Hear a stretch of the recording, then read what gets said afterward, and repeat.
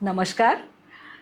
पिछले कुछ दिनों से अगर आप मुझे फॉलो करते हैं तो मेरे इंस्टा प्रोफाइल पे बहुत से रेमेडियल वीडियोस आपने देखे होंगे और आपको भी ये लगता होगा कि ये हम लोग क्या करते हैं, कहीं की टाइल निकालते हैं, कहीं तोड़ फोड़ करते हैं, कहीं सुपारियाँ डालते हैं, कहीं मोती डालते हैं तो कहीं मेटल डालते हैं। तो आपका ये सोचना स्वाभाविक है। आज रेमेडीज़ की बात करते हैं। पूरे वास्तुशास्त्र का अगर कोई सार है तो वो है उपाय योजनाएं। उपाय योजनाएं कराते समय हर कोई क्लाइंट यही सोचता है कि मैम ने अगर कुछ रेमेडी दी है तो उसका इफ़ेक्ट मिलना चाहिए। हम भी यही सोचते हैं। बेसिकली रेमेडी यानी गुणोत्कर्ष करना होता है। मैं हमेशा बोलती हूँ कि सबसे बेस्ट रेमेडी होती है फॉर्म करेक्शन। यानी अगर हम कोई चीज़ हटाना आपको सजेस्ट करते हैं तो वो हटाना चाहिए, या हम कोई दीवार खड़ी करना बोलते हैं तो खड़ी करना चाहिए। बेसिकली फॉर्म यानी आपका स्पेस अगर वो करेक्ट है तो रेमेडी की ज़रूरत ही नहीं पड़ेगी। अब रेमेडी का असली रोल वहाँ आता है जहाँ आप कुछ कर नहीं सकते, आप डिस्ट्रक्शन डिमोलिशन कर नहीं सकते, या फिर अगर आपका घर वास्तु के प्रिंसिपल्स के हिसाब से परफेक्ट है लेकिन ऊर्जा कम है, कहीं ना कहीं ऊर्जा बढ़ाने के लिए भी रेमेडी का मेजर रोल होता है। तो सबसे बड़ा वास्तु कंसल्टेंट का एक कॉल होता है कि रेमेडी कहाँ करनी है और कैसी करनी है। आपकी जानकारी के लिए बता दूं, कभी भी कोई एक दिशा में फॉल्ट नहीं होता। अगर आप अपने घर में भी चेक करेंगे तो मान लो आपके घर के ईस्ट में फॉल्ट है तो आपको चेक करना चाहिए कि 180 डिग्री वेस्ट में क्या है। ऐसे में वेस्ट में फॉल्ट होने के चांसेस 99% होते हैं। तो वो एक टोटल एक्सिस होता है ईस्ट टू वेस्ट। वैसे ही north west to south east ये एक एक्सिस हो गया, south west to north east ये एक एक्सिस हो गया। जब भी हम पूरा एक्सिस ट्रीट करते हैं, मतलब कि पूरे एक्सिस में गुणोत्कर्ष करते हैं, रेमेडी करते हैं, तभी उसके रिजल्ट मिलने के चांसेस मैक्सिमाइज हो जाते हैं।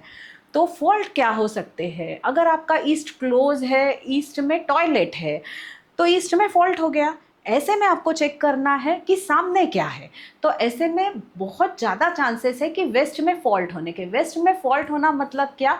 हम बोलते हैं वेस्ट बंद होना चाहिए, पृथ्वी तत्व होना चाहिए। तो ऐसे में वहाँ खुलापन हो सकता है, सी ओपनिंग टू वेस्ट हो सकता है, वेस्ट में बड़ा सा कट हो सकता है, बड़ा सा टेरेस, बालकनी या विंडो हो सकता है। ये हो गया fault. Same applies with north west to south east axis. अब साउथ ईस्ट फायर डायरेक्शन है, किचन होना चाहिए, आप सबको पता है। लेकिन फॉल्ट होना मतलब क्या? वहाँ पे टॉयलेट होना। अगर साउथ ईस्ट में टॉयलेट है और नॉर्थ वेस्ट में कट है तो ऐसे में वो फायर और विंड इन दोनों के बीच में बहुत बड़ी कॉन्फ्लिक्ट दिखाता है। ऐसे में एक तरफ तो आपके घर के मेल मेंबर्स को बहुत ज़्यादा तकलीफ़ों का सामना करना पड़ सकता है, और जेलसी का भी साथ साथ बहुत अटैक आपके ऊपर हो सकता है, क्योंकि नॉर्थ वेस्ट ये जेलसी का भी जोन है, अनमैरिड डॉटर्स का भी जोन है। अब आते हैं रेमेडी पे। रेमेडी करते वक्त जैसे कि मैंने आपको कहा कि कुछ बाउंडेशंस होते हैं कि कई बार जहाँ फॉल्ट है, मानो कि साउथ ईस्ट में फॉल्ट है लेकिन हम वहाँ पे उस जोन में रेमेडी नहीं कर सकते हैं, तो ऐसे में कनेक्टिंग जोन कौन सा है? तो ईस्ट है। ईस्ट में अग्नि तत्व की शुरुआत होती है और जब तक वो साउथ ईस्ट में जाता है वो ज्वाला स्वरूप बन जाता है। तो अगर हम ईस्ट में अच्छी पावरफुल रेमेडी करते हैं, साउथ ईस्ट में हमें कुछ बाउंडेशंस है, हम नहीं कर सकते, स्पेस के कंस्ट्रेंट्स है, तो साउथ ईस्ट में थोड़ी रेमेडी करते हैं, फिर भी वहाँ पे आपको रिजल्ट्स मिलेंगे। अब यहाँ पे जैसे कि मैंने आपको पहले भी कहा कि 180 डिग्री चेक करना है, तो हमें साउथ ईस्ट के लिए नॉर्थ वेस्ट को भी चेक करना है और वहाँ पे भी रेमेडी करनी है। यानी हमने एक प्रॉब्लम के लिए 3 जोन्स को चेक किया, वहाँ के फॉल्ट्स चेक किए और वहाँ पे रेमेडी की। ऐसे में आपको रिजल्ट्स मिलने के चांसेस बहुत मैक्सिमम हो जाते हैं।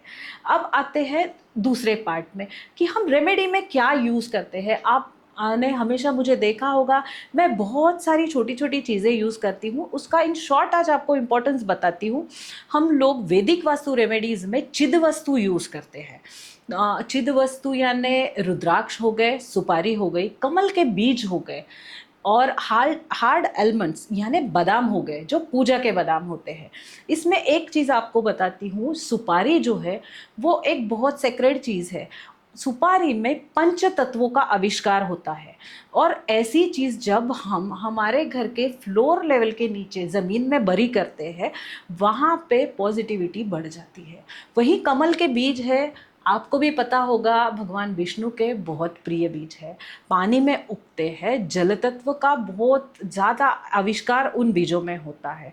उसी तरह से रुद्राक्ष बोलते साथ शिव सामने आते हैं, प्रोटेक्शन का काम करते हैं। तो जब भी हम कोई भी मेटल या जेमस्टोन्स बरी करते हैं टाइल के नीचे, तो हमें वहाँ पे उस भूमि का पहले वैसे प्रिपरेशन करना बहुत ज़रूरी है।